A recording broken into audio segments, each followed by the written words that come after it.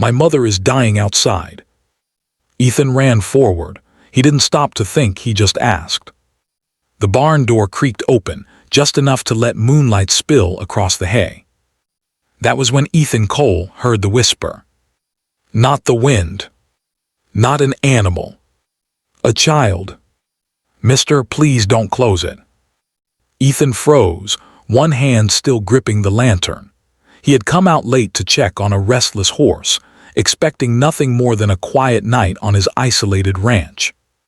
Instead, he found a little girl sitting alone in the corner of the barn, knees pulled to her chest, dirt streaked across her face. She couldn't have been more than 7. Her eyes were wide, not with fear. With urgency. "My mama's dying outside," she whispered. "She told me to stay here so I wouldn't see." The lantern slipped from Ethan's hand and nearly fell. Ethan ran. He didn't ask questions, didn't stop to think. He followed the girl's shaking finger toward the far edge of the pasture, where the snow had been trampled and stained dark. There, beneath a leafless cottonwood, lay a woman curled on the frozen ground. She was breathing, but barely. Her skin was pale, lips blue, one arm twisted unnaturally beneath her. A broken wagon sat overturned nearby, one wheel snapped clean through. Ethan knelt, already shrugging off his coat and wrapping it around her. "How long has she been out here?" he asked the girl, keeping his voice steady. "All day," she whispered. "She kept saying to wait, that someone kind would come." Ethan swallowed hard. He lifted the woman carefully, her body frighteningly light, and carried her toward the house. The girl followed close behind, clutching the hem of his shirt as if letting go might make him disappear. Inside, the fire roared to life. Ethan laid the woman on the bed and worked quickly, warming her, cleaning the wound on her leg, forcing small sips of water between cracked lips. The girl stood silent in the doorway. "What's your name?" he asked gently. "Leela." "And your mama?" "Grace." Ethan nodded. "You did right, you saved her." Leela shook her head. "You did." Grace survived the night. Barely. Fever came and went. Pain stole her breath. Ethan stayed awake beside her, counting seconds between breaths, listening for any sign she was slipping away. He had lost someone once. He knew that sound. At dawn, Grace finally opened her eyes. Her gaze found Leela first. Then Ethan. "You brought us in," she whispered. "There was no other choice," Ethan said. Grace tried to smile. "There never is there?" They stayed. At first because Grace couldn't move. Then because winter arrived early, heavy and unrelenting. The roads vanished beneath snow. The world shrank to the ranch, the fire, and 3 souls brought together by accident or fate. Leela followed Ethan everywhere, quiet but observant. "Why do you live all alone?" she asked one evening as he repaired a saddle. He hesitated. "It's easier." She thought about that. "It doesn't look easier." Grace watched those moments from a distance, guilt and gratitude warring in her chest. "We don't want to be a burden," she said one night. Ethan didn't look up from the stove. "You're not." She pressed. "Then what are we?" He paused. "Here," he said simply. The truth came out slowly. Grace and Leela had been traveling west after Grace's husband died of fever. They had little money, less protection, and nowhere to return to. The wagon accident should have ended everything. Instead, a light in a barn had changed their path.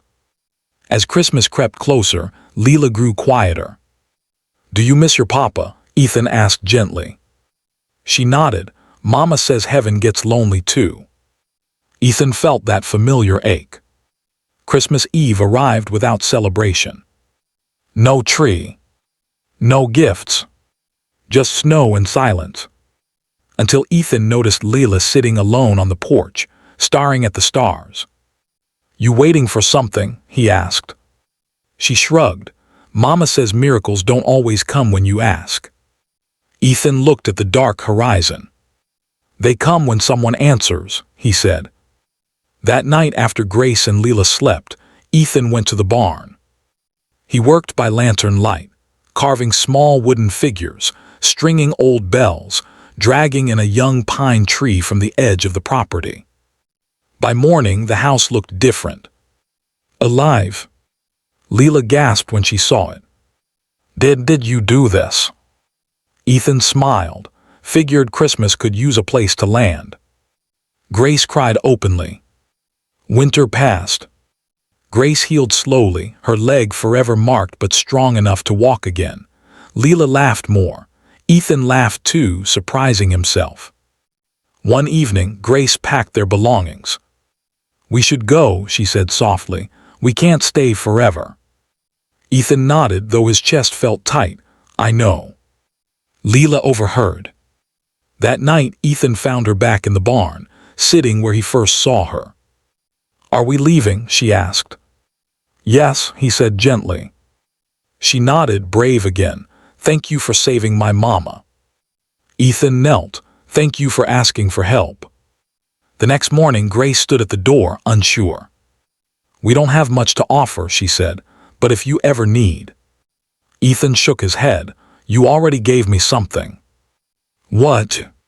A reason to open the door.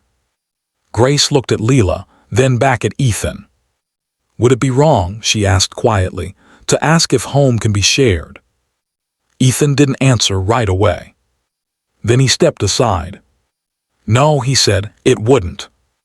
Years later, travelers would talk about a ranch where kindness lived.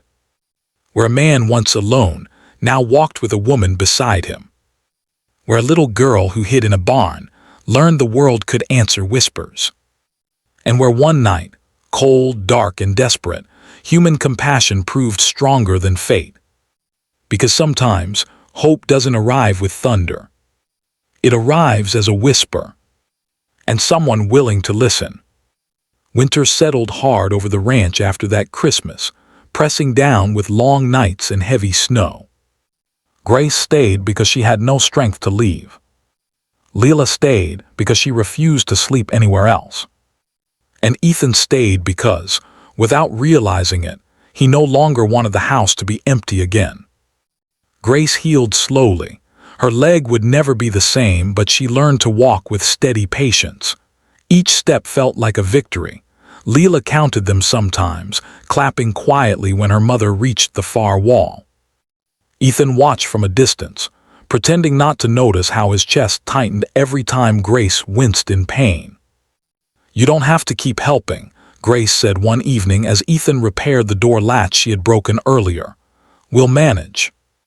Ethan didn't look up. Out here, managing alone gets people buried. Grace fell silent. That night, Leela crept into the kitchen where Ethan sat by the fire. Do you ever get scared? She asked. Ethan considered the question. Not the way I used to. Leela nodded seriously. Mama says brave people are scared, but they stay. Ethan swallowed hard. Your mom is wise. As weeks passed, something unfamiliar took root in the house. Routine. Grace cooked beside Ethan. Leela learned to feed the chickens. Laughter returned in small, careful pieces, like glass mended but still precious.